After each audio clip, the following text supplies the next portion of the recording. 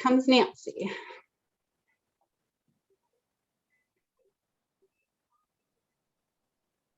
So that gives us 4 out of the 5. May I start with a welcome and thank you to board members for your time. Appreciate your service. Thank you. Thank you all. And that's not bad, 4 out of 5. You know, gonna miss Kenzie, but we'll carry on. Would this like announce this is being recorded? I think you heard the auto voice. We'll go into call of order. Let's do a roll call. Nancy? I'm here. Corky? Here. And let's see, who else is, oh, Nikki. You're hiding on my screen. And Ken Anderson's here. The MCDD board is called to order.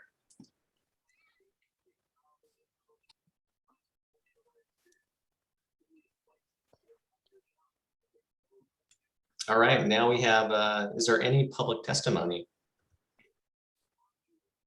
I don't see any members of the public, and I haven't received any communication to that effect. Alrighty. Then we'll just go on to, we're just breezing through our agenda now. We're already on C. AGA with the City of Gresham allowing MCD to conduct development review. Ong, you're up. Yes, thank you for having me.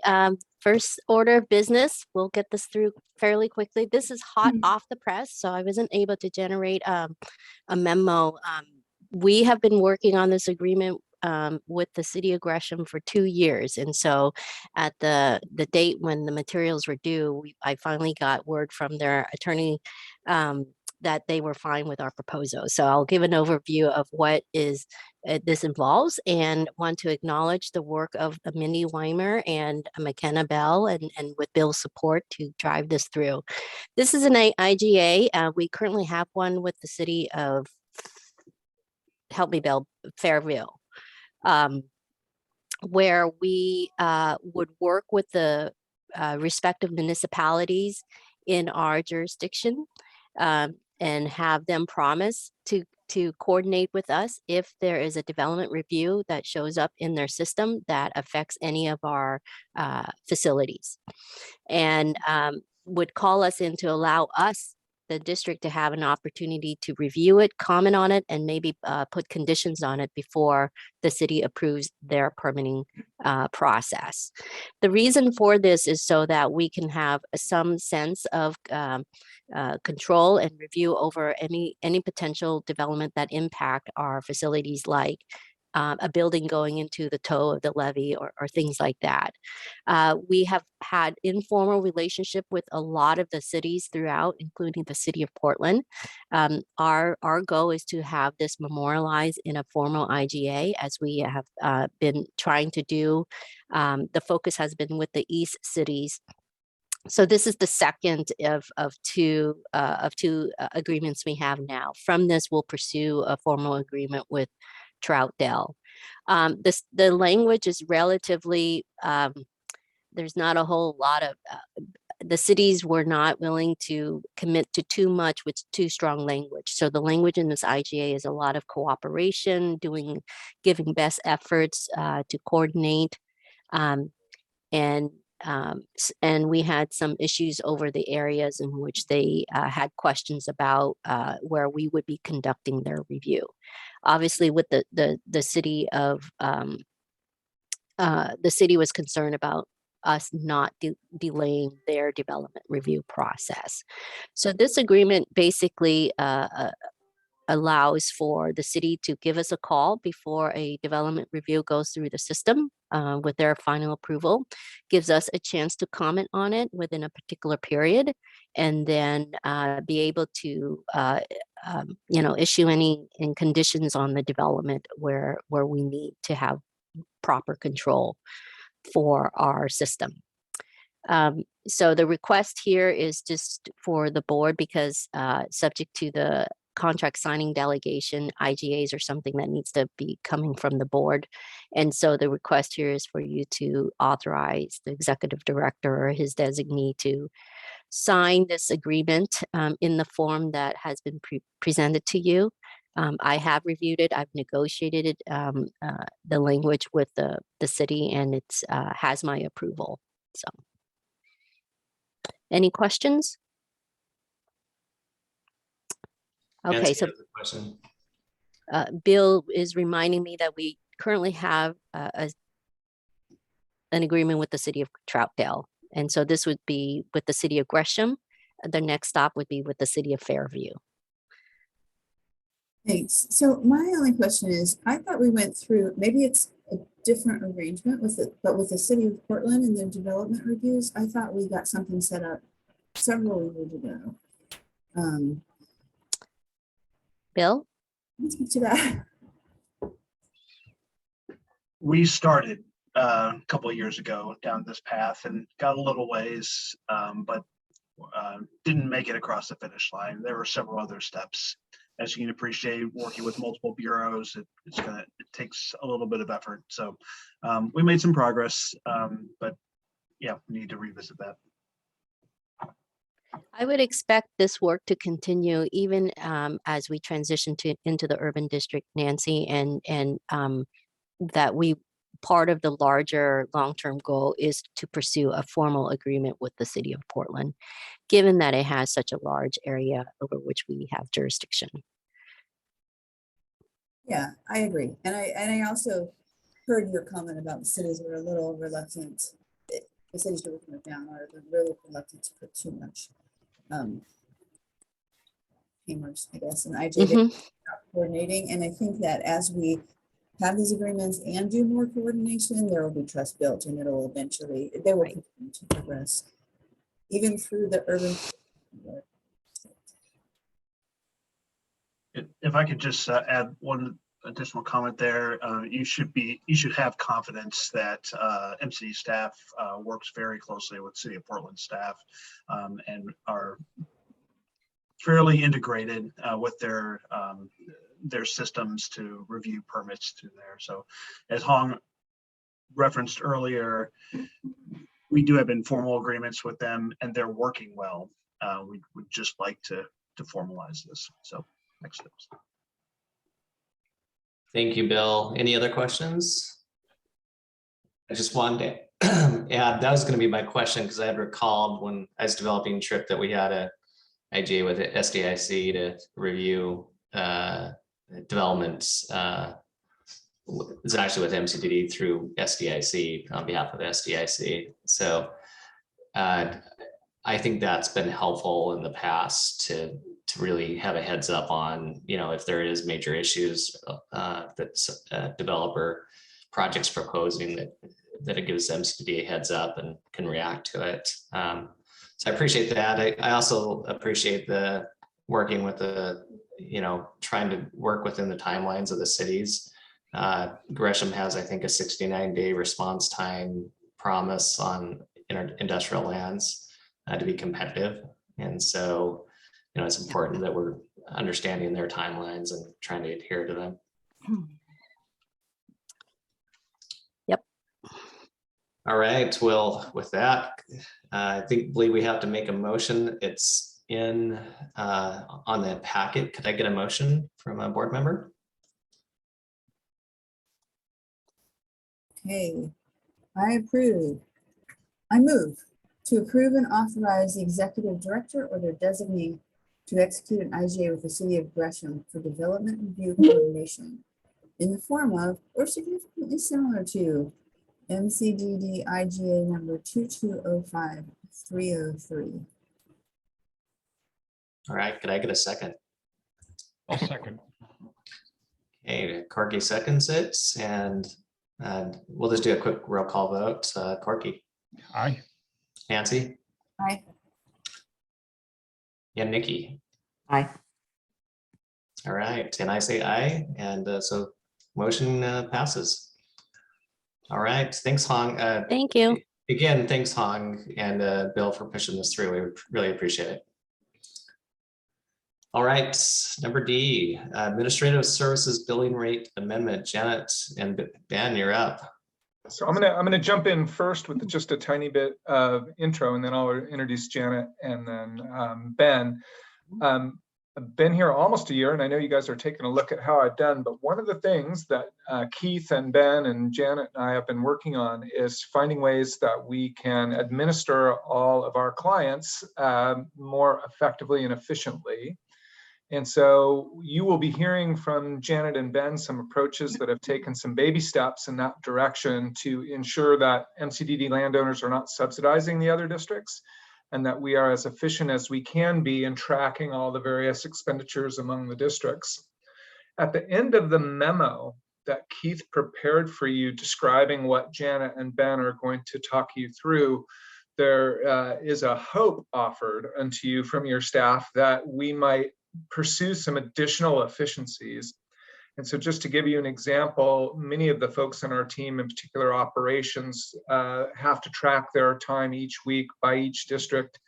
And it's pretty complicated work, and we don't have the digital systems in place to make that non-manual. And so we are hoping to work with you, both just introducing the idea this month, but ongoing conversations about whether this board might be comfortable moving to fewer billings. So for example, in our operations work, we have decades of experience with costs, and we have a pretty good sense of the annual variations, and it might be possible for us to reach agreements with the other districts for a one-time payment for staff based on another cost basis, as opposed to all the detailed time tracking that really absorbs a lot of staff time and capacity that could be spent either improving flood safety or advancing the new district. So there are a number of places where we think we could do that, and we're not prepared to give you a lot of detail today, but we wanted to dangle this concept in front of you, and after the presentation, maybe just get a temperature check on whether it is worth investing a little of additional staff time to come back to you with some ideas. So that is my job. I believe Janet is going to begin the conversation, and she'll talk about the rates and the changes that we need to update every year in our IGAs with the other districts. And Ben will talk a little bit about some updates to our methodology that we believe better reflect the public trust and our public obligation to ensure that the appropriate parties are covering the appropriate costs. Did I get that right, Janet and Ben? I Okay. think so. So Janet, I think you're up unless there are instant I am. questions from the board. Okay, so I'm going to present some recommendations that we'd like to propose for the calculation of the labor rates. Ben will cover the overhead after I get done. But every June, with the IGAs that MCDD has with all the other districts, we amend them with the current billing rates. We always recalculate a new overhead rate, and those are adopted by MCDD and then as all the boards. There's three components of the IGA amendments. One is the calculation of the billing rates by position, calculation of the overhead percentage, and then the equipment rental rates. So one of the things that we were looking at is the calculation of the labor rates. In prior years, we've always taken whatever the labor rates are with all of the benefits, and we've divided it by 2,080, which are the annual working hours. We started looking at that, and MCDD is subsidizing for all of the non-working hours, which are vacation, flex time, sick time, all of those benefits. So what we're looking at is to calculate the hourly rate based on an overall average of work hours net of the paid leave hours. So that would mean that we would take the labor rate calculation and we would divide it by 1,736 hours. Okay, so it would result in an average increase in the hourly rate of approximately 20%. So that's one thing that we are proposing to do.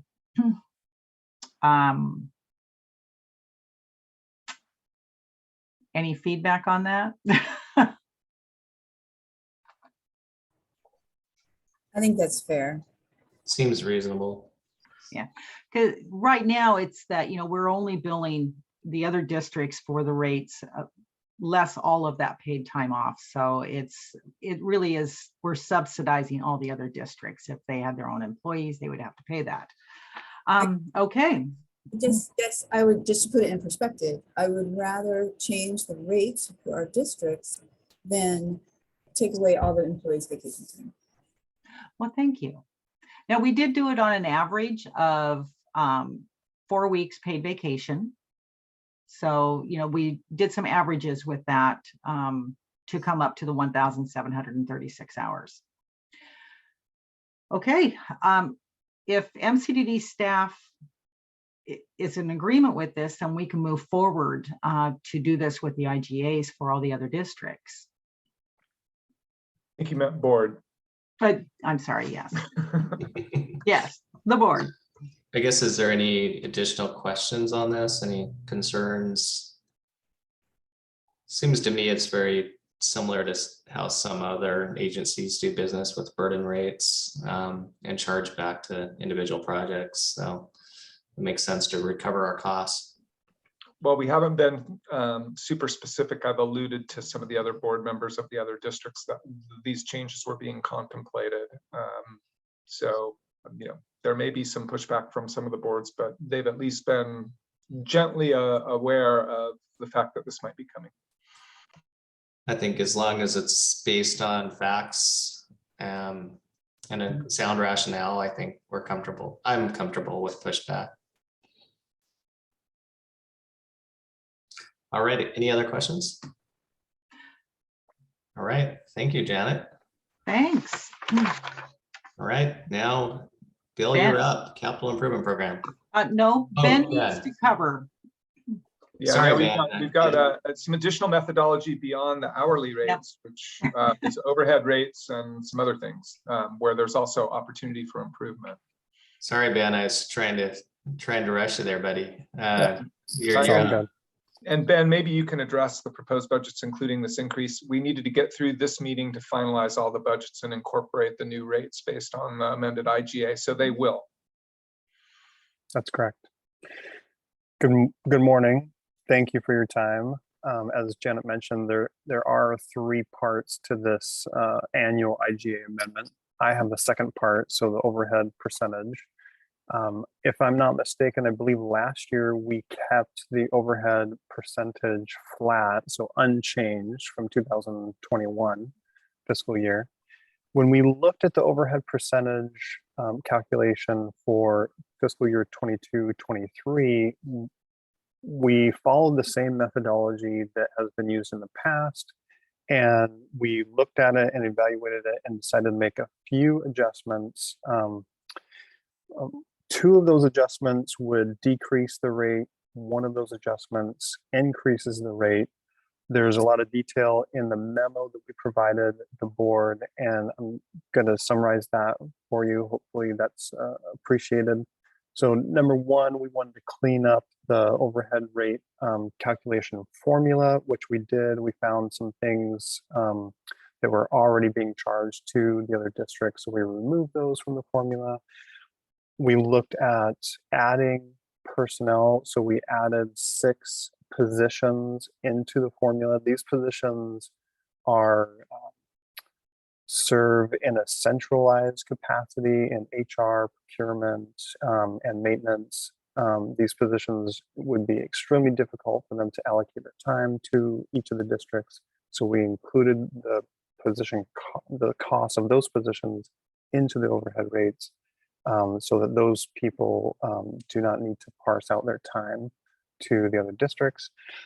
And then the third part, we changed the basis of which the denominator of the overhead rate by total personnel. So in essence, when we look at overhead rates, it's charged per hour worked. So similar, kind of what Janet was saying, we have each billable hour, and the overhead rate is in addition to those billable hours for each of the other districts. So long story short, I also wanted to put this into perspective for the board. So like what Jim was saying, we do have a proposed change to how we recover administrative costs. However, the hourly labor rates that Janet talked about, and also the overhead rate would still need to be calculated and would still need to be adopted into the annual IGA adjustment, even with our next steps proposal. So included in the memo, we do have a next steps proposal. We will come back to the board in June with that proposal. And if we receive a thumbs up on the concept of that proposal, I believe, if I'm not mistaken, this is a very rough outline.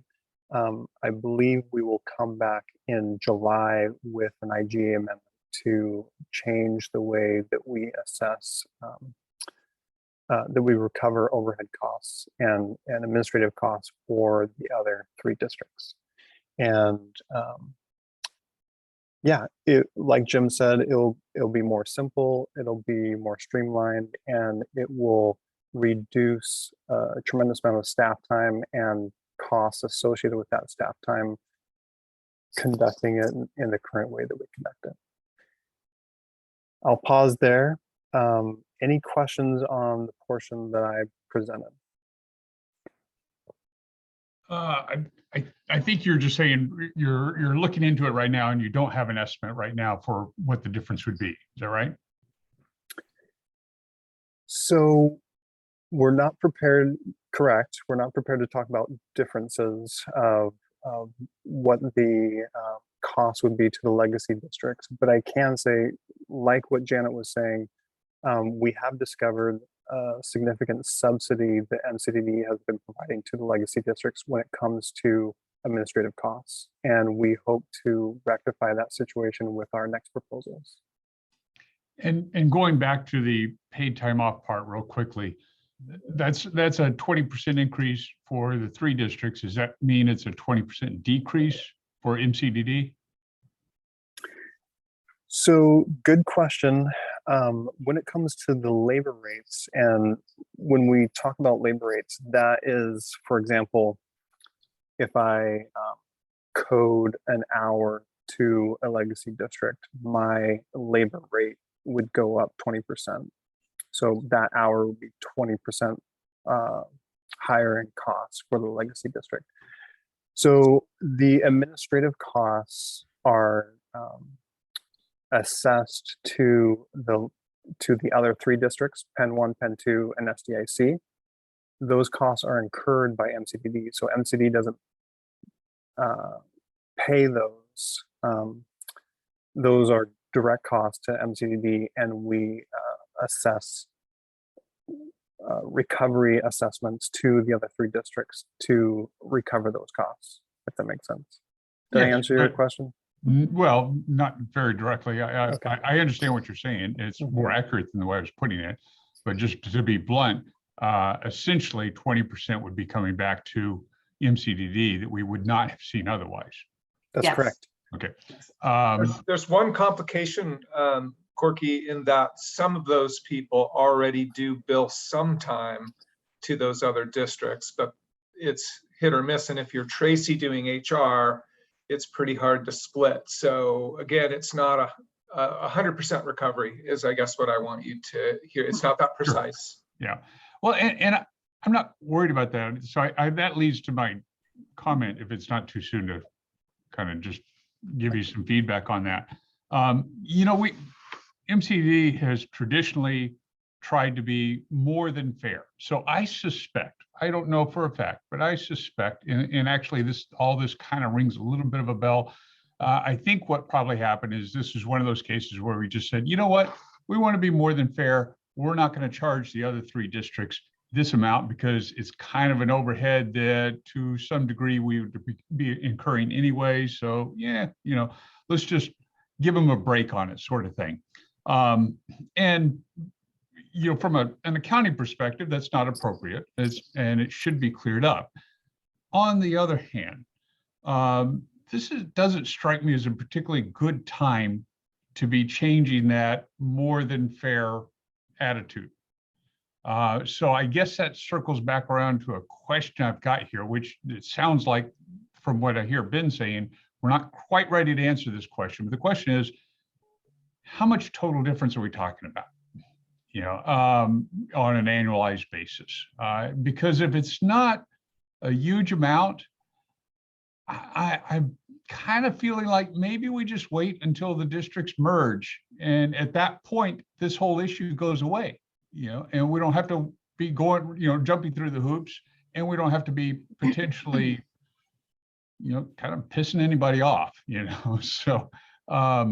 So I guess that's where I'm going with it is, you know, what's our total amount that we're talking about here? And even though it is appropriate to do, it might be worth considering not doing. I think that's one of the key reasons we wanted to chat with you before we move forward with this. But Ben or Janet, I know that calculation is not complete yet, but I know Keith had some rough ideas or ranges. I don't know whether you want to share those or not. I wouldn't want to speculate on how much that might increase, but I don't want to disrupt this conversation, but there's one thing that I failed to mention about my piece on the overhead rates. So I would be remiss if I didn't mention this. So when we looked at the overhead rate, we are proposing a 5% increase this year over the overhead rate that was held flat for 2 years. So I just wanted to get that in there. And then back to your question, comment, Corky, when we look at this proposal that we will come back to the board with in June, it's not so much about cost recovery from our perspective. It's really about how do we create capacity, staff capacity. This is just my opinion. How do we create staff capacity to kind of cease the process that we're currently doing and streamline that process to create capacity to focus on more important things? So if it were up to me, that's how I would frame it from my perspective, rather than looking at cost recovery. Cost recovery is just a piece of it, but that's not our focus. Ben, yeah, bring up a good point. I think what we've talked about in the past is really streamline while we're in this interim period of trying to focus on standing up a new district, is trying to make it less complicated. So I think that's a good point. Nancy, you had your hand up, so let you go next. Thank you.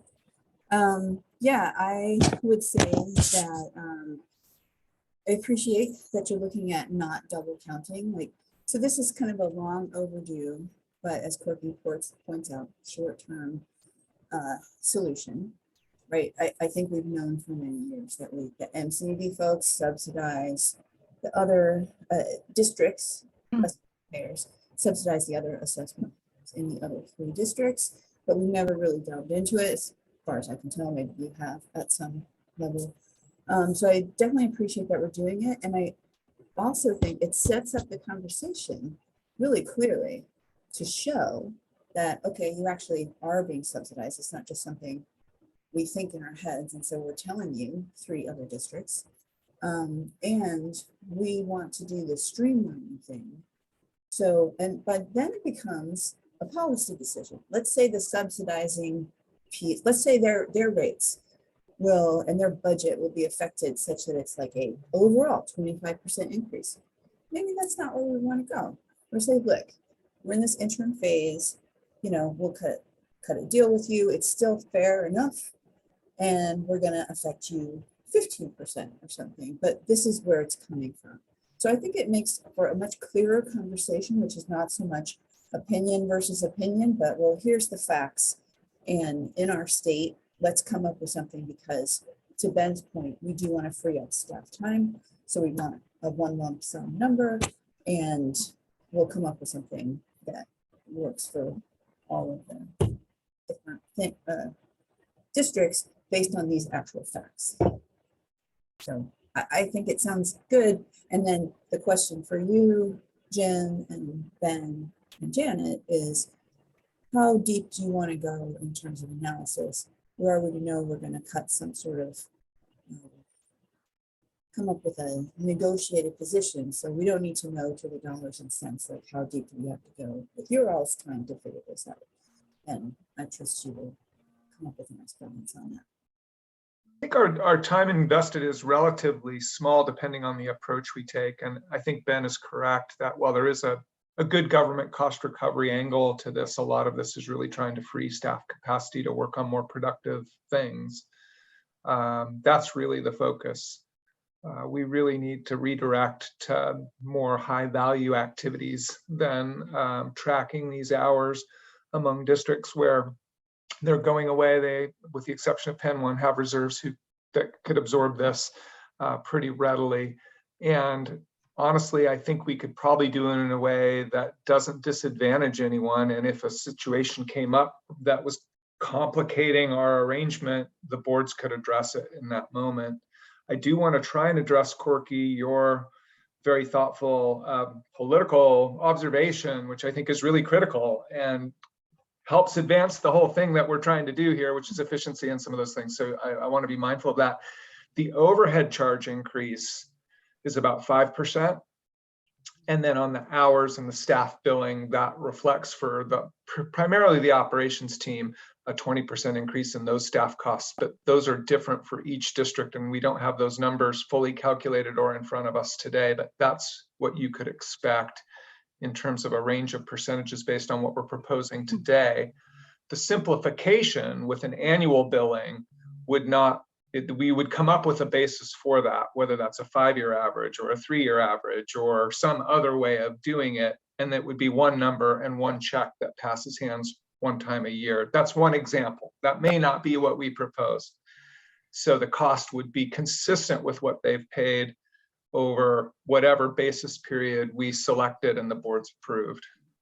Did that help? And oh yeah, and all this makes sense. I agree with it, the concept, and I agree with just moving forward with an objective analysis of what the costs are. But I completely agree with what Nancy was saying too. As we get to the decision, I hear you when you say this is streamlining. I agree with you, and I think it's a good idea. But at the same time, when you're taking the point to the other 3 districts saying, "Oh, we're going to streamline this, and it's going to cost you more," doesn't. Yeah, I don't think that's not a really good talking point. So. I'm not sure that's the case, Corky. But the IGA amendments are going to cost them more, but that's pretty well dialed, like really well documented. Yeah. And I want to point out too, and I don't mean to sound whiny, my regrets if I do, but we do not have adequate staff to run our operation effectively currently, and nor do we have resources to hire the staff we need. Part of that is because we're not charging our clients enough. So that's my stress, right? We don't have an IT person. We don't have a full-time emergency manager. We don't have an equity program. We don't have digital payroll or procurement. We don't have a public record system. These are all real challenges for us as we try and stand up the new district and continue to operate effectively. We do not have adequate resources to fund those critical services. So it's a challenge. We can live with it. It's not the end of the world.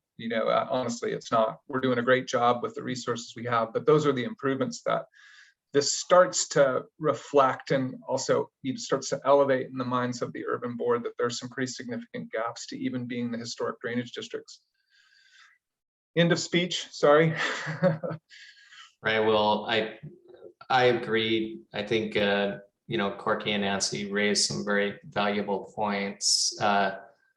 Nancy on the rate, just understanding what it costs to run a district, I think is really helpful, because if they're, what's going to happen when the new district gets stood up, you're going to see different costs that come in, and you're comparing apples to oranges. If there's a subsidy there that a district has been getting the benefit of, it's going to be a much greater gap if you equalize all these different rates out and have to absorb all these costs that they hadn't seen before, but they are getting benefit of. So I think whether we decide to pass that on to the other districts or not, I think it's just good to raise awareness and to go through this exercise. And the number one goal is just, like Ben mentioned, is to try to cut down on staff time that's spent allocating to the different districts. So if that can help us in this regard, would be, I'm looking forward to hearing the final numbers. But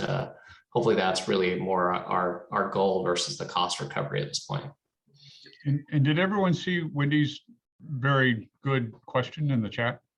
Yeah, I was just going to bring that up, and it's a very excellent question on, was this included in the budgets for the other districts, or even the MCD's budget?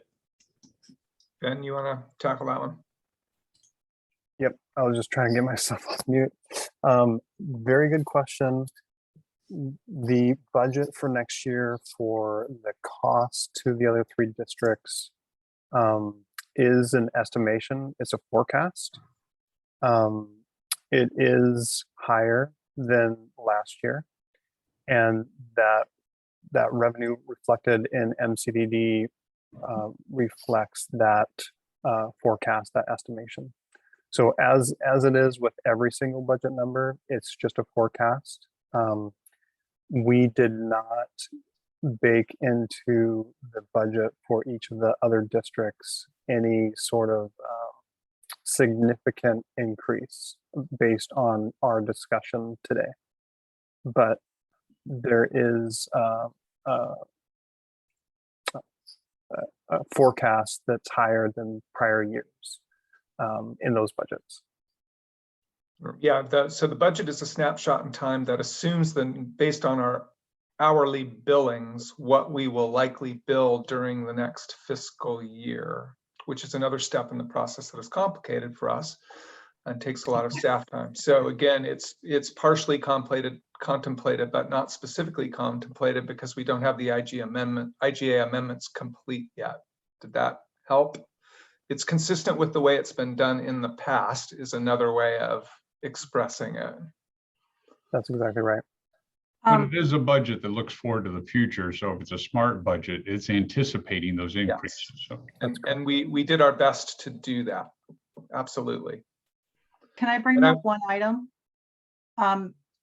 Keith and I talked about it also. If you're uncomfortable with the 20% increase with rates based on the unbillable hours of paid leave, we can also adjust that paid leave number. You know, we estimated an average of 4 weeks paid leave and then 12 days of sick leave. So, I mean, we can make that modified a bit and maybe only use, say, 2 weeks for vacation, maybe only half of the sick leave, since not everyone uses their 12 days every year. So, I mean, we can make some modifications to lower that rate a little bit if that would make you guys a little bit more comfortable. You know, my comfort is to do it as accurate as you can. You know, just look at it and say, this is what, and if anything, you know, go, you know, estimate a little bit higher expenses than, you know, if you had to fudge it a little bit higher, you know, so that you don't get bad news later on. So, but get it as accurate as you can. And then, just as Nancy said, it's going to come back to a policy decision. So right now we're doing the accounting analysis. And then later on, this board will have to make the policy decision and may say, yeah, we're not going to do 20%. We're going to do 15% or 10% or whatever. You know, I don't know. That's my suggestion. Does that fit for everybody else? Sounds good, Corky. And I just want to make sure we're all in alignment here that the streamlining aspect may not have an impact on costs, right? Our effort would be to avoid that, would be to come up with a basis that actually reflects reality rather, and is just more cost effective to do. So I think there's a potential win there for all the districts because all of them would benefit from reduced administrative costs. So, but again, we're not quite there yet, but there's separate issues. There's the rates and the IGA amendments, and then there's potential future improvements, all of which are really fun and exciting. I just have a quick clarifying question with respect to the board's direction, since I probably will be the one reviewing the IGA amendment here. So both Janet and Ben presented 2 aspects of proposed rate increase. One is the hourly billing rate. That is a 20% increase based on a set of work hours at 1,736 hours, rather than traditionally 2080. And then Ben presented on another change, which is in reflective of the overhead percentage for certain staff to be billed. I want to just be clear that it seems to me like the board's reservation may be more concerning with the second aspect, the overhead percentage, than the hourly rate increase, or is it both? I think it's what the overall, after we make these, after it changes. Okay, What does that mean overall? in terms of the numbers. The total. Got it. Okay, so the direction from the board is to produce the actual budgetary, potential budgetary impact for your consideration for next month. Yeah, I think that sounds reasonable. Okay. And just to sort of maybe clarify the tone, because I think this is going to come up in the context of a format meeting, that it sounds like the direction from you all would be to present this as, hey, we've done some looking at this. This feels right to us, but it's a conversation starter, not necessarily a mandate coming down from MCDD. Am I getting that right? I want to make sure we capture it in a cover memo and some other things consistent with the tone and approach you'd like us to take. I think what I'm looking for is really how does this help us streamline our administrative costs and be accurate in our forecasting, regardless of what this board decides in terms of any. If we discover there's a, say, a 20% subsidy we're giving to the district, then we can just make a formal, you know, we can make that more formal that, hey, for now until we go into the new urban district, we are going to do this, but this is the actual accounting that we feel like is fair and accurate. And I think it helps, Jim, to do what you just did, of remind everybody as we go along that it's one conversation, but there are different buckets here. And one is, just inflation, 5% inflation. Another is, we haven't been charging, for the paid time off, and we probably need to do that. Here's some, and then the other is the streamlining, which hopefully is no gain, no loss, or maybe a little bit cheaper, perhaps. So kind of, there's our three buckets. Let's talk about those individually in the context of one whole conversation. Thank you. Rest of the team, you guys feel like we have the clarity we need to be prepared for the next conversation? I think so. Yeah. Thank you. I think so. All right. Yeah, I've tried to watch your facial expressions. I don't know. It looked like you had some thoughts. So. All right. If there's no further thoughts from Corky or Dancy or Nikki, let's move on to Bill, the capital program. Thank you. Good morning. In your packet, starting on page 14, is the handouts related to the draft 5-year capital improvement plan.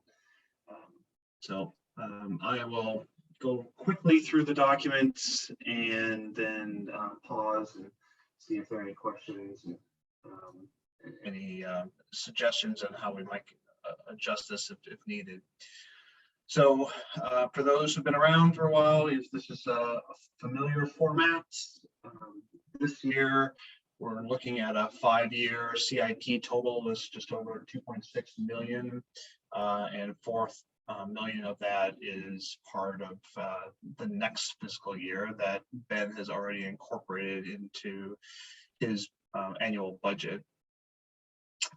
So that's the executive summary, the introduction, and the overview sections. So the next 2 pages are the same.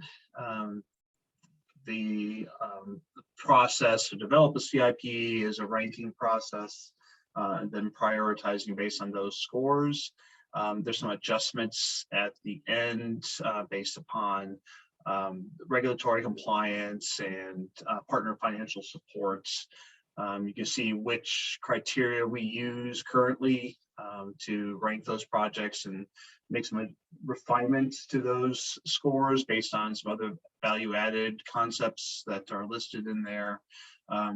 As you all know, this will be revisited once the new urban district is stood up, and we will make sure to incorporate other factors that are part of the ORS 550. But this is what we have for the time being, at least what's the cost. That's what the staff has used to rank those projects. The next section is entitled Cost Estimates and is new. So let me pause and take a little more time on this section if I could. I've wanted to incorporate some version of this into the CIP and our forecasts of costs to help this board and frankly anyone else who looks at this document, and to give some appreciation of what a single number would mean for a given project. So what we did is take a look at cost estimation guidance from others across the country, principally the Corps of Engineers, as well as the Association for Advancement of Cost Engineering. It's a long term, but it's the professional development for cost estimate specialists. And given that information, we developed what you see in table 1, which is on page 7, the bottom of page 17. And what I'm trying to depict here is give you some sense on what the cost ranges could be depending on the project's maturity. So examples include costs that come out of some pretty early analyses that you can see mainly from planning studies. Master plans are a great example of this, and you guys have seen your own master plan recently, not too long ago. But those are pretty early. Those projects that come out of those plans are pretty early on in their development. And so you can see in the far right-hand column, the typical cost accuracy range can range from -50 to +100. So it's a big range, right? So on the other scale, other side there, when you get to class 1, that was class 5. Class 1 estimates really are for those where you have construction bids in hand or similar types of information. So you're getting pretty close to, you're towards the end of the project. And with that type of information, the cost actually range reduces dramatically. So there you can see it can go up to -10 to +15.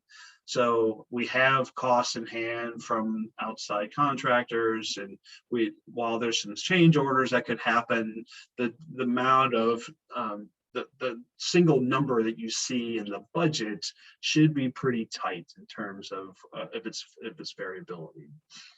So and there are a variety of things in between. What my goal is to bring to you values in the budgets for the following year that are closer to the class 3 level. So that's -20 +30 or so. So they're a tighter range than those that you might see from the master plan. On occasion, in recent past, we've come to you with estimates that are from the master plans, and it turns out the estimates were incorrect, and they end up being higher than what we estimated. And so what I'd like to do moving forward is take the good work coming out of those master plans and then do some pre-design work. And so at the end of the pre-design project, which is approximately 30% design, both staff and hopefully this board will have a better sense on what they're getting into in terms of cost for final design and most importantly construction, where the big dollar amounts are for capital investments. So I've incorporated these classes into Appendix A, which is the summary table of the CIP, the 5-year CIP. So details are here, and I'll pause on that a little bit later when we get closer into that appendix. The last section, like in the years past, are highlights of the 5-year plan. We talk about what types of projects are coming up in this next year. We're getting excited about moving forward. But construction of the water line project, adding some trash rakes, and doing some other pieces that are listed in there. And so continuing further into the documents, I offer some observations of how this 5-year CIP outlook compares with your CIP outlook a year ago. And when doing that assessment, this year's 5-year CIP represents almost $1 million increase in costs compared to last year's. And I offer 6 bullets down below of why that increase occurs. I want to make sure I would pause on the first bullet, which is the MCD water line extension. The increase is pretty significant. It's $1.2 million. And it reflects the information we had at the time of what we thought the construction costs would accumulate for construction costs would be when we complete our invitation for bids. So we haven't bid the project yet, but this is what the engineer's estimate was. It's big. It's a lot bigger than I was expecting for this project. And so as not only myself, but also project manager Mindy Weimer, who's on today to answer some questions about this. So we pushed back on our consultants who put together the cost estimates. And just this morning, they came back after reviewing their assumptions and talking to our staff with a much lower estimate. So that's a good thing. I kept the original estimate in here because we just don't know for sure what the marketplace will do to us for construction bids. We're not in an ideal time to bid a project. I much prefer to do it in February when the contractors are a little hungrier, though I've been told even from others, they're not necessarily that hungry. There's a lot of work out there. And so that scheme to try to put projects out earlier may not necessarily mean lower numbers, but that historically has been the strategy. So what I'd like to do is continue forward with this proposed value for our budget next year for this project, see what the construction costs come in at. We're hopeful it's going to be much less. And if so, that's a good thing because that frees up the remaining amounts of the MCDD commercial loan to pay for other projects we were hoping to fund. And if it comes in closer to this amount, then I will be coming back to you to talk about what reductions in the capital projects we need to consider in order to balance the budget. So that's the big one I wanted to comment on. Other pieces in here represents decreases and increases depending on the timing of the capital budget. Capital project, excuse me, within the 5-year window. You'll notice that the PMLS projects are included here. They were included last year as well. There were some adjustments to the costs based upon the grant that we received, as well as some adjustments with balancing costs among districts. So when before I get to Appendix A, I'll comment on the escalation factor that we assumed as part of this. As you all well know, the costs have gone up more quickly than in past. Certainly the cost of living has done so, and construction is no different. In fact, it's probably even higher than the cost of living. So we've assumed a 7% increase for each year for the next 5 years. As part of this calculation. In years 6 through 10, the 10-year CIP, we've shifted back down to 4%, which is closer to a historic average. But for the near term, it's much higher. Appendix A shows the 2 pages of capital investments that staff feel are important and are timely. There's a cost accuracy column now in column 4, reference to the section I just talked about. We've added a column to reference external funding to give you a quick snapshot of which projects have external funding, which do not currently. We've also added a column that represents what our end of year estimate is for the current fiscal year, as opposed to just the budgeted amount. And then Appendix B represents the individual project summaries again, like you've seen in past years. So that's a quick overview, and I'm happy to answer any questions or as best I can. Bill, the CIP rank column, a lot of projects are marked NA. Can you clarify, is that that they're essential and they haven't been ranked, or is that not available? I'm not sure what that is. Yeah, thanks. I need to clarify that a little bit better. I'll put something in the, I'll add a footnote to it. I appreciate that. NA is used for 2 reasons. One, the project is currently active, and I didn't feel like we needed to reprioritize it. So that's one piece. And the second piece, in general, we don't prioritize vehicles and equipment currently. That may be a future version of our ranking process, but normally that's that just doesn't happen currently. And there are a couple others that we haven't dealt with. Computer systems and office furniture, that's just a given. So there's always, so I hope that answers your question, but I appreciate you bringing it up. There's not clarified, it's not clarified in here, so I'll add a footnote. So your next version in June will have that. Thanks for bringing that up. So Bill, I just want to say I really love the CIP format with the honestly the 1-pagers with the distinct description and the pictures. Like, it just pictures worth 1,000 words. So I know you piloted this format several years ago. I still appreciate it, so thank you.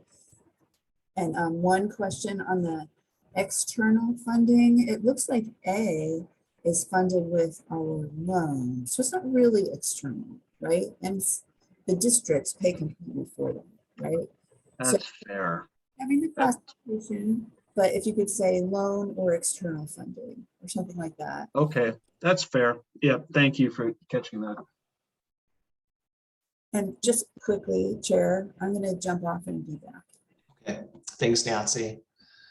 Any other questions? Yeah, Bill, this is going to be really tough. These actually might be a lot of fun in the coming years. I presume you've got a plan to not have a plan, a plan to juggle different CIPs based on, wow, the cost estimate I got back on this is 25% higher than I expected. Let me put that off a couple of years, see if that, that massive increase comes down, and I'll move forward this one.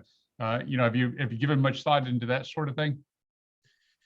Yeah, we honestly kind of dodged the bullets on this. Well, that's what I'm talking about. Yeah. Yeah, the water line project because of the commercial loan, and it looks also like the cost estimate will be down quite a bit. But what I'm hoping is that we'll invest, the board will invest, not only yours but others will invest in these pre-design estimates or pre-design efforts. That's going to be $50,000, $100,000 depending on the scale of the project. But the cost estimates coming out of there will be so much better. It'll be site specific as opposed to parametric or other types of assumptions that one makes. I haven't given a lot of thought about what would happen if it comes out a lot different. I mean, I would default back to your typical options where you would just have to delay a couple things that are in the CIP, but I would also probably then circle back to our finance team and say, look, this is a situation. What options do we have? What options can we give the board to say, what are other financial tools that they can consider if we feel that this other project that has the possibility of being deferred really needs to get done. So I don't know if that's a line of credit or, loan or whatever it might be. But I would definitely loop them in to try to come up with options for this group to consider. But I would feel better if we could invest in that pre-design phase. Yeah, well, do everything we can to keep all the costs as low as we can, and then we worry about funding, afterwards. If it's cheaper to fund it differently now, then let's do so. If it's cheaper to put it off, then we can do that too.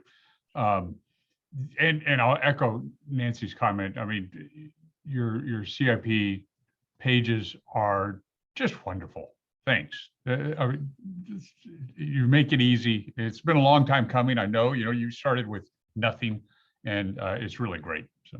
Yep, I appreciate that. Casey was able to do some work, and I'm glad I've had other staff to help me get to this point. So, but there's still work to be done as the new urban district purposes come in. Thank you, Bill. I also agree the format's excellent, easy to read, and just the individual sheets, but also the spreadsheet is really easy to follow, and appreciate your work on here. I also agree. I think that 7% is probably appropriate. We don't know because there's a lot of money going into infrastructure, and most of this is all civil engineering work that is going to have a lot of federal projects chasing contractors. So I think it's really prudent to be right on top of estimates and continually looking what the local market's doing in terms of costs, especially with also energy costs. Okay, Some of these pre-design costs are costs we would incur once we implement the project anyway. So it's correct. Not necessarily a net increase, just a net timing difference, maybe a little increase. Yep. All right, any other questions? All right, thanks again, Bill. You're welcome. Just my final point is I'll make some small adjustments as the comments were here today. You'll see a version of this again next month for final approval, but unless there's if there's any substantive changes, I'll make sure to let you know. But right now, it looks like it'll just be some formatting and editing changes. Thank you. Great. Thanks, Bill. All right, revised proposed budget. Ben, you're back up. This time I get to say good afternoon. Thanks for your time. As Bill just mentioned, we have a slight change to one of our projects in our capital portfolio. It is the waterline project. Just a friendly reminder, we're out of compliance with the City of Portland Fire Code, and we could also use some upgrades to be more current with current standards with the City of Portland Water Bureau. We felt that this change was significant enough to bring it to the board, and I'm going to share my screen here quickly.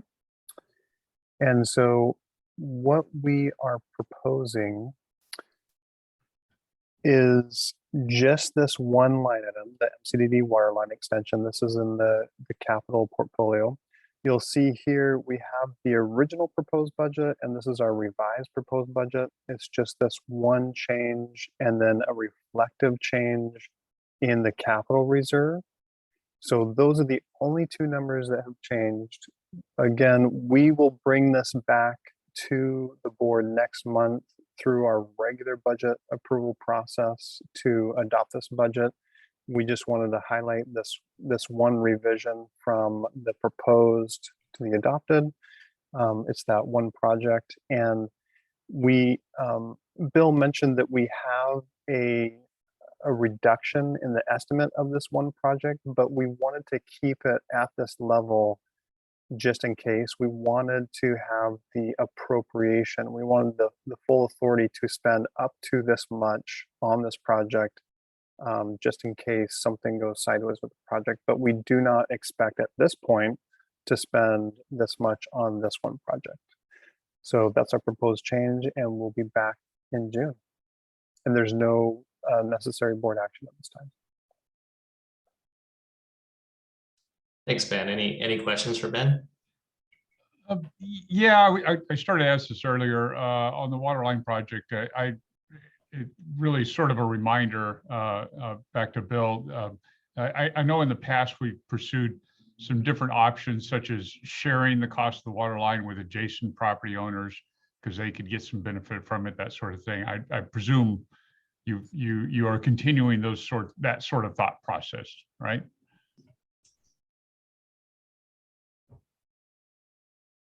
And I'll refer that question to Bill and Mindy. I think Mindy's here too. She is, and I will definitely bounce that to her.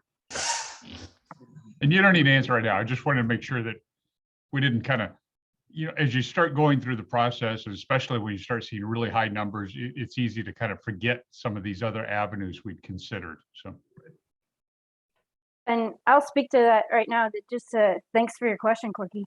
And the way I remember us having that discussion wasn't with the adjacent property owners, because it wouldn't necessarily just benefit them. The new hydrant will be on our campus, but I because it is an administrative building advantage, to maybe appropriate the cost to the other districts. That I think that's where that discussion was last, though I will admittedly say I have not been working on how to best appropriate the cost associated with this administrative type overhead project. Is that helpful? Yeah, it might be worth going back and seeing, because I know we did talk about the nearby property owners, if they would get some benefit. And maybe we had that discussion and went nowhere. I don't recall that. But that's your suggestion is a good one, but I'm talking about trying to bring down the cost as much as possible for all the districts. Okay, so your question was to talk to see if we can recoup some of the costs for this project through the neighboring properties. Or check with Bill or whoever and say, yeah, I know we had this conversation in past years. Was that a dead end that didn't go anywhere, or did we just kind of not follow up with it? Well, you can go ahead and speak. Go ahead, Mindy. I'll fill in after you're done. Well, there are other hydrants in the vicinity that would service other nearby properties. So I'm not sure if we can directly link those costs, but I'll stop there and let Bill fill in what I might be forgetting. Yeah, we'll go back through our notes and see what options might be to determine if there are other properties who could benefit from there. I know we did talk about putting a longer line along the public right of way along Elrod Drive, and maybe that could have been an option for others to hook into that line in the future. It turned out to be more expensive at the time. At least it was more expensive than this version. But we'll do our research and make sure to comment back to you either through email or our next board meeting. I think that just to be sure that you all know that you have the final say on what before construction starts, because you need to approve the construction contract. So at the very least, we'll be talking about then, if not earlier. I think the question really is just, do the other property owners benefit from the improvements through future development activity or expansion of their properties? So right. That's right. So we'll look into that. All right. Any other questions?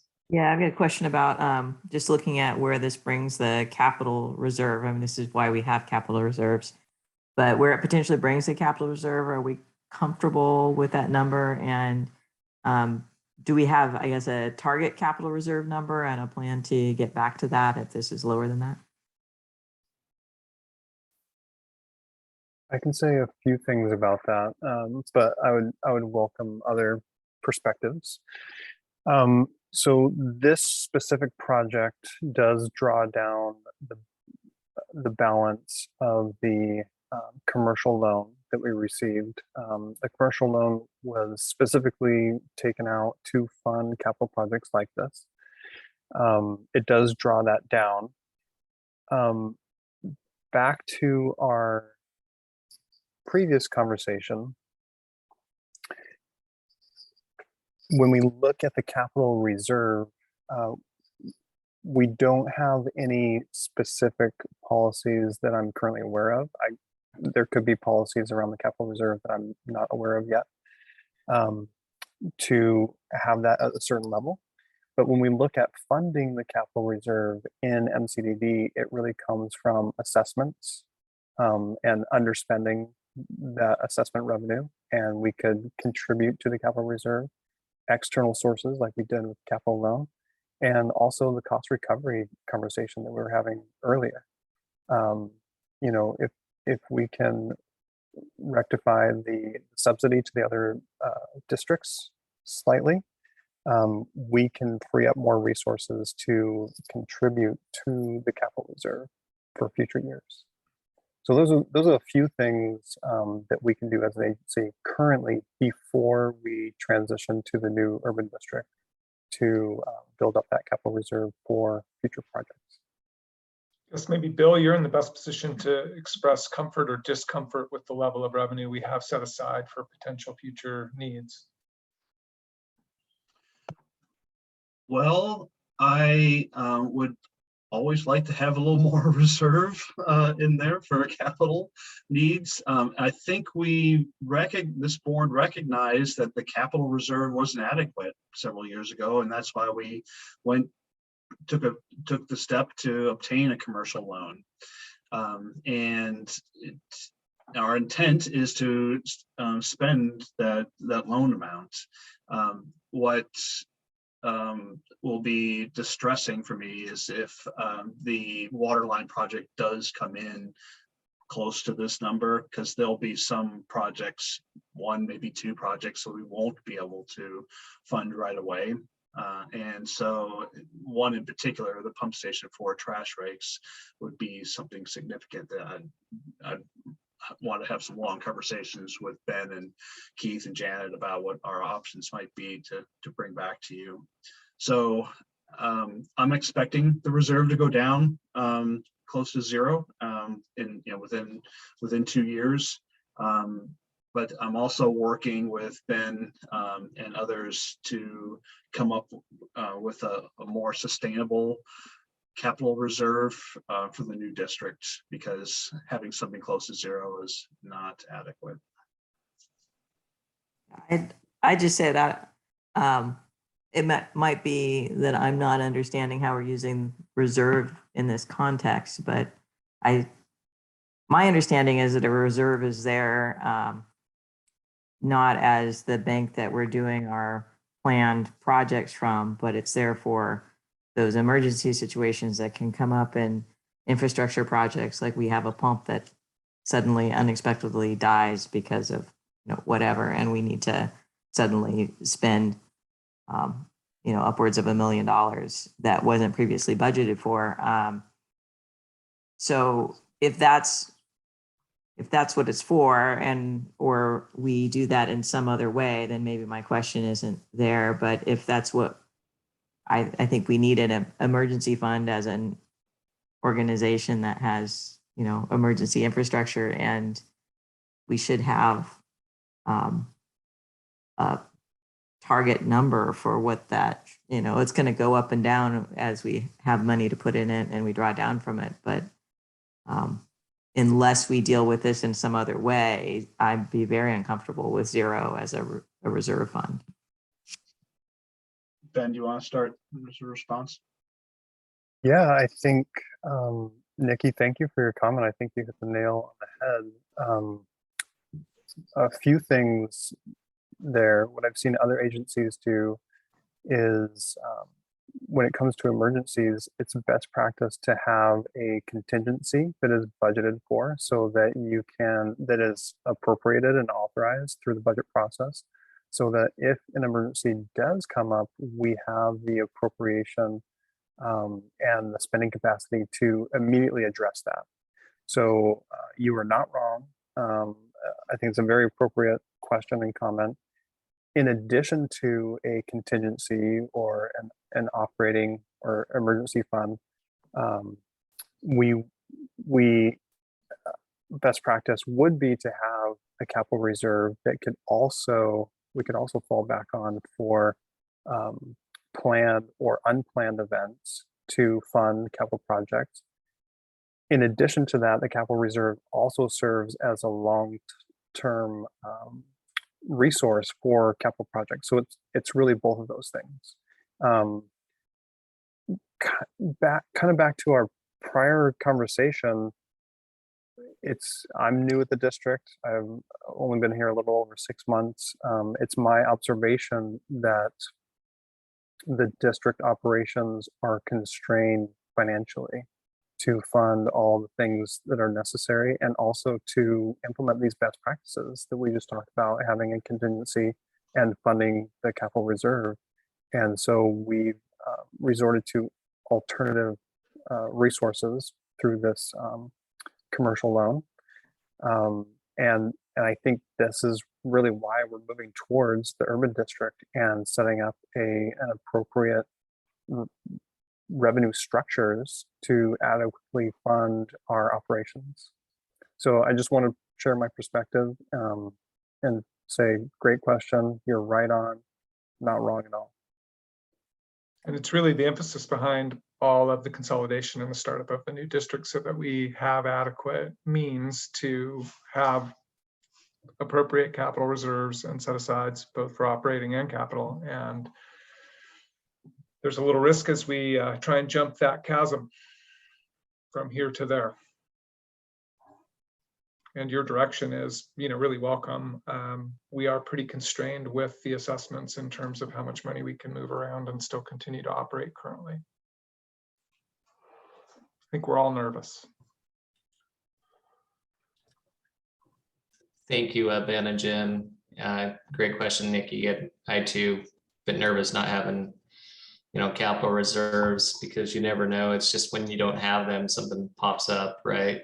And you're wishing you had them. But I think we're just going to have to figure out the best we can do in terms of our funding structure. And I think that's a really good example of why we need to move, toward the urban district and having more capacity to finance surprises, essentially, in infrastructure. Any other questions? For Jim, I guess you're up. That's a good segue. Yeah, I want to acknowledge that we're 20 minutes over, and so I will try and be brief, or I could also just send you an email update if the board would prefer, so you can be freed to go get back to your day. Is there a preference? I think if you could be brief. I think we were scheduled at 12:30. Oh, okay, great. At least on my calendar. Yay. I'll start with the urban. We've made pretty good progress. We have new officers elected. Michael Jordan is transitioning off the board and going to work in a new capacity for the city of Portland. Your friend and colleague, Nancy Hendrickson, has offered to be considered by the city council to replace Mike on the urban board, joining Mr. Collier and others. So we're excited about that. And Steve, I'm going to totally blank now on people's names, so I can't see. Fancher has agreed to be chair. He is a deputy city manager at the city of Gresham with a strong engineering background. And James Allison, who is a senior project manager with capital experience at the Bureau of Environmental Services, will be serving as vice chair. They were almost unanimously elected. They each abstained from voting for themselves. So the boards were very supportive of their nominations. I want to give a shout out to Evan and Colin and their team. Our project for the federal funding has been included in both the House and Senate versions of the Water Resources Development Act authorization bill. And that's a big step forward. We need to get an authorization before we can obtain appropriations, which is where the Corps gets its money to implement its part of the project. The design costs for the Corps, the first phase of design, those costs have been included in President Biden's proposed budget, which is a huge boost for us and is the starting point for congressional consideration. So everything is going well as it can in that space. Evan is also working on a poll for the urban district that will help provide some background on the public's awareness and willingness to pay for things like capital reserves for flood safety. And so that poll should be getting out in the field in the next week or so. And we'll be sharing results as they come back. And a lot of work by Evan to get that pulled together. And I think we'll all be much more effective in describing this work to key stakeholders to ensure they understand the importance of the investments we seek to make. On the internal side, we have I've offered new COVID guidance, first of all. We have updated our guidance to conform with Multnomah County, in which we are strongly recommending to staff that meetings of large groups be held outside, and that if they are inside, that they wear masks, and that people sharing vehicles have windows open and masks on. We're going to continue to monitor that situation as it evolves. We also have received responses to an internal survey about return to work, and our HR and office team are poring over the results to help provide some guidance on any changes we want to make to our current work from home schedules and policies, and also trying to acknowledge that there are some folks who have to come in, and trying to understand what their needs might be as others may return to the office. We have a whole bunch of hiring activity underway. We've recently completed the hire of a replacement for Brian Eberhardt. Nobody can replace Brian, but we filled his former position. That person will be starting next month. They come to us from the Bureau of Environmental Services with a lot of background in environmental and emergency response. Janet and her team are in interviews for an assistant finance manager to help with all things dissolution and transition. We have a few really qualified candidates in that pool. We've also landed a new office coordinator. That person will be coming to us from Lake Oswego, where they were a city clerk and helping the city council keep itself organized. So we're really excited to have them starting soon to help Emily and the administrative team provide more robust services to our project teams. We have the Director of Finance Administration closes this Friday, and I had an email from our recruiter, Mary Rowe, who you all know, who said we have at least 5, and I think now up to 7 highly qualified candidates. So we're really excited. We have, I think, close to 20 applicants overall. We have our performance review process for staff is launched. That launched yesterday. Tracy's done an amazing amount of work to tighten that up and make it easier for staff to focus on the positive and goals that we want to achieve. So we're excited to be working with our employees to ensure they have clarity about our priorities and that they get regular feedback. We've also arranged a COLA and merit program, presuming you support the budget in the end, and that will provide merit increases, COLAs for everyone, merit for people who achieve an appropriate level of review, and everyone who gets that appropriate level of review will be getting the same merit increase. And it's one of the ways we're trying to address how percentages can tend to be inequitable. And then we are advancing the pay equity study. And that pay equity study is getting close. We've just received some data about what other people in similar agencies are paying similar positions. And the good news is, for the most part, we are right where we want to be, which is in the middle or slightly above 75%-ish of the market. And I think our ability to land these recruits demonstrates that we're pretty close to where we need to be. So I don't think we'll see significant adjustments, but there probably will be a few. And then finally, on the houseless work, the city is proceeding with plans for a cleanup at Big Four Corners, and we're pretty excited about that. There's been a few delays, but we've also got all the operations bureaus from the city of Portland and elsewhere preparing a security plan. So once those vehicles and everything are removed, we have gates and blocks and other things in place to try and maintain security at the site. Thank you for your feedback. I will do that and get you a written report. Schmear Road is getting cleaned up. I know it's not in MCDD, but we had some incidents there. And the police actually tagged it within a couple of days, and the response has been really improved. We're working closely with the Port of Portland on a cleanup of Marine Drive around 122nd Avenue. And the port and us and PBOT and others are working on a more assertive plan for 33rd Avenue. And some of that's going to be timed with the opening of the safe parking spot in the vicinity. So I guess I wanted you to hear that we are seeing an increase in the activity for response to cleanup and garbage. I think, again, it's slow, but we are getting pretty good help from our partner agencies. And then a random incoming that happened this week, which may or may not involve you yet, but we had an older gentleman contact us about some bonds issued in the 20s. It's a little bit unclear whether they were issued by Penn One or potentially MCDD. We're trying to get back with that person, and Janet and Hong are helping me with that.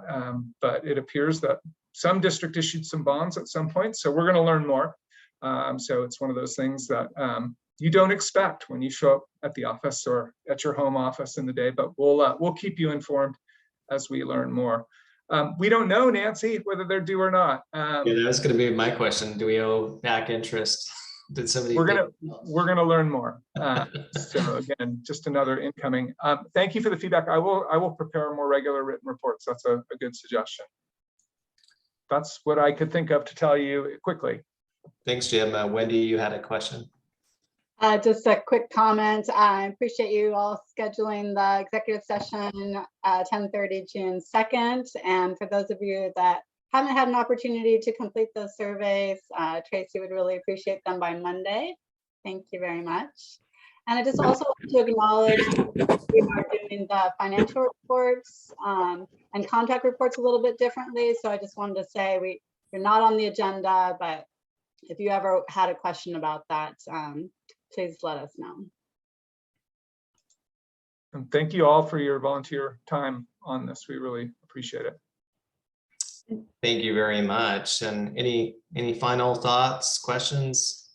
Just Nancy. And that is, Jim, it sounds, when you give us an update, it's often latest greatest breaking news, as well as the last month. So I wouldn't expect to see it in the packet. I would like it to come out like right after the meeting. Right after, did you say? Yeah, it could be right after the meeting or right before the meeting, because we really do appreciate having the up-to-date version. And I also appreciate getting everything else a week before. Okay. Thank you for the suggestion.